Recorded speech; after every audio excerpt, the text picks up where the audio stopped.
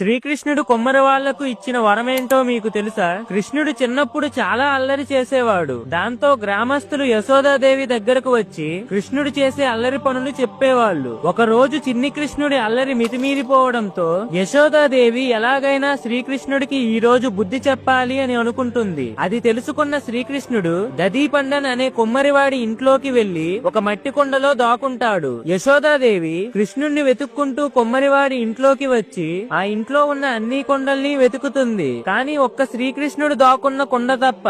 ఎందుకంటే చిన్ని కృష్ణుడు కనిపించకుండా ఆ కొండపై దదీపండన్ వెళ్లి కూర్చుంటాడు. దాంతో యశోదాదేవి శ్రీకృష్ణుడు అక్కడ లేడు అని తిరిగి వెళ్లిపోతుంది. కృష్ణుడు కొమ్మరివాడితో, నన్ను కాపాడినందుకు ధన్యవాదములు. ఈ కొండలో చాలా ఇరుకుగా ఉంది, దయచేసి నన్ను బయటకు తీయండి అని అడుగుతాడు. దాంతో ఆ కొమ్మరివాడు, కృష్ణ, నువ్వు పిల్లవాడివే అయినా భగవంతుడివి అని నాకు తెలుసు. నాకు మోక్షం ప్రసాదిస్తాను అని మాటిస్తేనే నిన్ను బయటకు తీస్తాను అని చెప్తాడు. అది విన్న శ్రీకృష్ణుడు, నన్ను కాపాడావు కదా, సరేలే, నీ ఒక్కడికే కాదు, నన్ను దాచిన ఈ మట్టి కొండకు కూడా మోక్షం ప్రసాదిస్తున్నాను అని ఆ కొమ్మరివాడికి వరం ఇస్తాడు. ఫ్రెండ్స్, జై శ్రీకృష్ణ అని కామెంట్ చేయండి.